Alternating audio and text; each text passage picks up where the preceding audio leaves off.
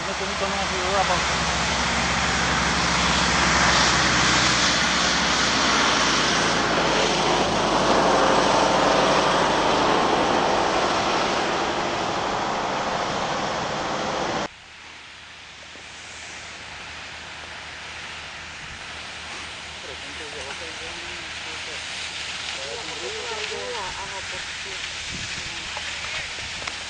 Povedzte niečo o tom aute. Je to vlastne úplná novinka v Hasičskom záchrannom zbore. Sú vlastne plánované v roku 2009 a 2010 obnova na všetkých staniciach. Je to náhrada za dobre známe klasické Tatry 815.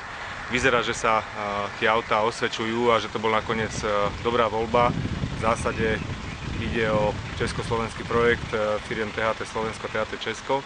Je to na podvozku Iveco, boli aj ďalší, ktorí ale však bohužiaľ boli príliš drahí a to by nám neumožnilo urobiť vlastne kompletnú obmenu.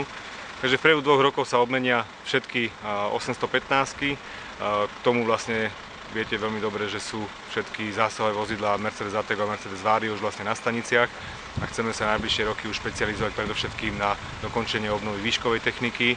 Dneska akurát sme v Trnave riešili práve, že pred Vianocami mohol dojsť nový darček pre Trnavu ako mesto, vysoká 44-metrová plošina a následne vlastne venovať sa aj hostným špeciálom, kde sme obnovili 50 148-čiek, ktoré ešte by mohli 10 rokov vydržať, ale časom by mali prejsť práve k dobrovoľníkom a profesionáli by mali dostať úplne nové terénne vozidlá, ktoré by sa mohli v priebehu 3 rokov objaviť práve v Hasičskom záchrannom zbore.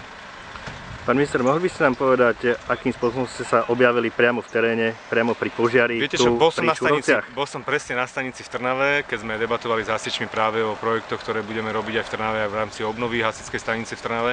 A vtedy zaznel poplach, tak hovorím chlapci, keď už máme výjazd, tak ideme všetci po kope a keďže v Šúrovciach z okolností viem, že sú aj veľmi aktívni dobrovoľní hasiči a chceli by sme im tiež v rámci dotácií prispieť novým vozidlom, tak aspoň si v praxi osvedčíme dobrovoľníkov zo Šúroviec, že ako im to ide a ako rýchlo budú na placi.